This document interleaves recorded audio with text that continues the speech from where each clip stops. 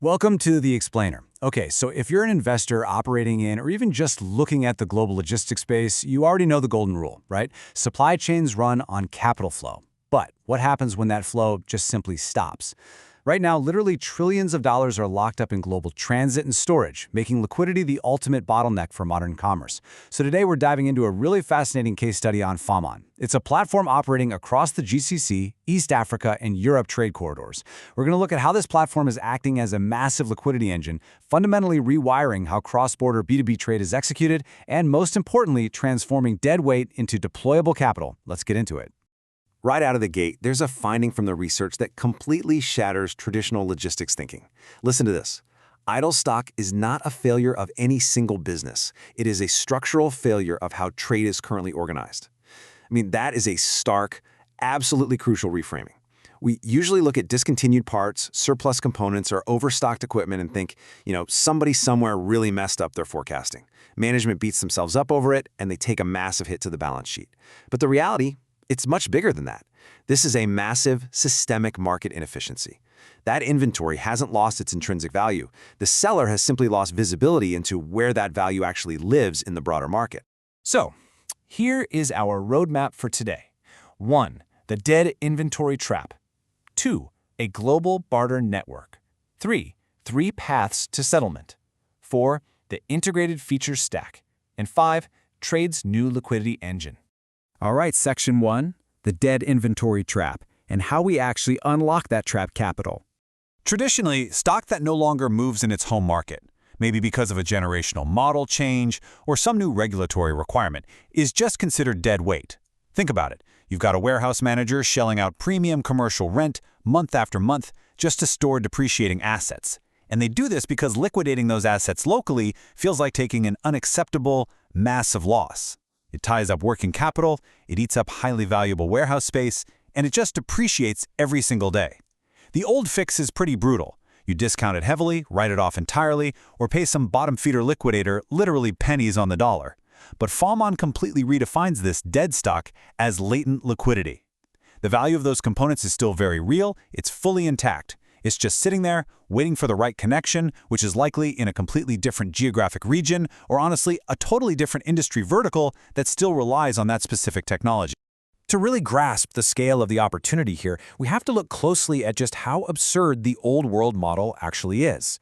In the old world, trade suffers from geographic fragmentation and these extreme category silos. Like, if you sell auto parts, you are physically and mentally walled off from the rest of global trade. You only talk to auto buyers. That is a massive blind spot. Plus, traditional trade relies on strict cash dependency, so if local market liquidity is tight, the deal simply dies on the vine.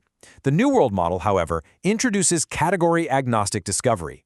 It allows for cross-border matching that doesn't demand strict cash up front, and that unlocks working capital that was, for all intents and purposes, permanently trapped. Moving on to Section 2, a global barter network, breaking down category silos. Picture this.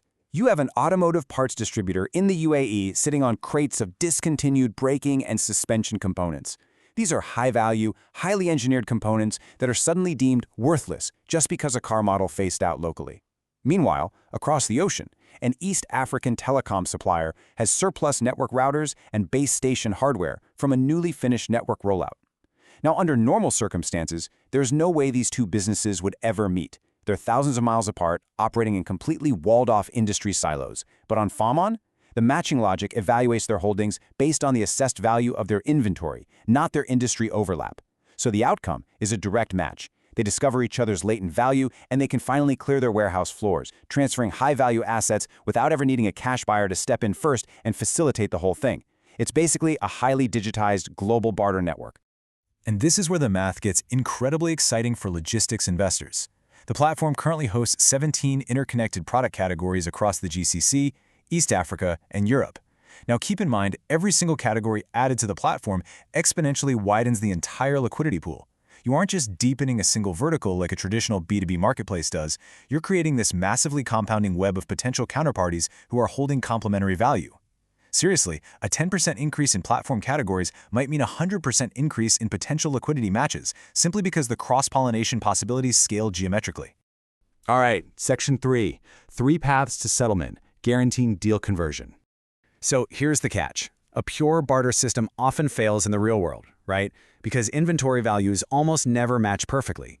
If my surplus is worth $10,000 and yours is worth $8,000, a pure swap just dies on the table.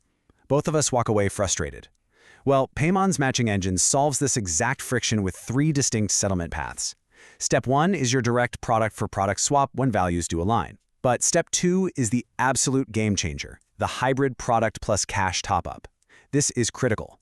By processing a seamless cash top-up via Stripe, it instantly closes that value gap. It completely prevents a massive, highly beneficial global trade from stalling out in international wire transfer limbo just over, say, a $2,000 value discrepancy. And then step 3 is full cash settlement, for when a business purely needs liquidity and no replacement inventory. This 3-way model acts as the beating heart of the platform, practically guaranteeing that deals actually convert.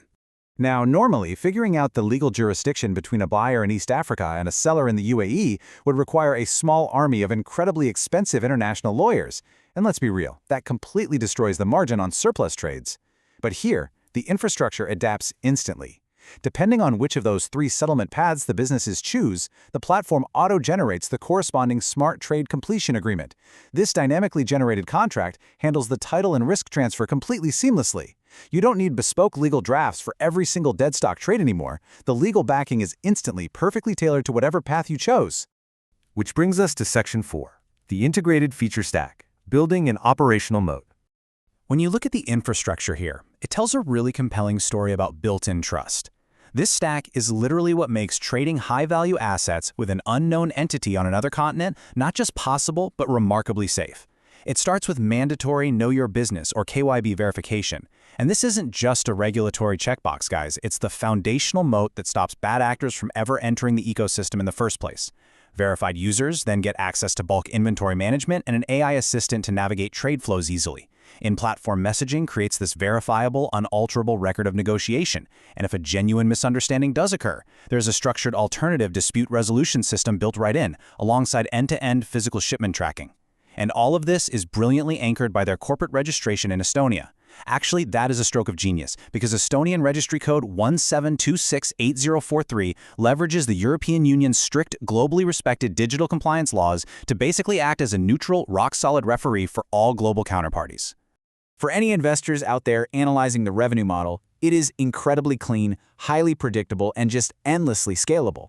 The platform charges a flat 2.5% per party transaction fee. That's it. A clean, predictable, flat 2.5%. And because this is handled entirely through Stripe's payment rails, counterparties can settle those hybrid cash components without having to independently navigate cross-border banking delays, complicated wire transfers, or volatile foreign exchange conversions. It is infrastructure built purely for seamless, high-velocity volume. Finally, Section 5, Trade's new liquidity engine, the compounding effect. When we look at the logistics landscape from an investor's perspective, the before and after is just staggering. Without this platform, dead stock is stuck locally in these rigid, walled-off industry silos. Value mismatches instantly kill deals before they even start, and cross-border disputes, they lead to terrifyingly costly and complex litigation. But with this platform, that exact same stock is instantly discoverable across 17 categories by verified businesses globally. Hybrid top-ups swoop in and save deals that would have otherwise completely collapsed, and structured ADR manages the counterparty risks quietly and efficiently. Basically, the platform collapses all of those traditional points of friction into a single unified smart exchange. So, let's wrap this up. If we stop viewing dead inventory as a permanent operational failure, and instead recognize it for what it truly is, latent liquidity just waiting for the right cross-industry match, the math changes entirely. What is the true, untapped value sitting inside the warehouses of the global supply chain right now? The scale of this opportunity is absolutely massive. Thank you so much for joining me on this explainer. Keep looking for the hidden value in the global market, and I'll catch you next time.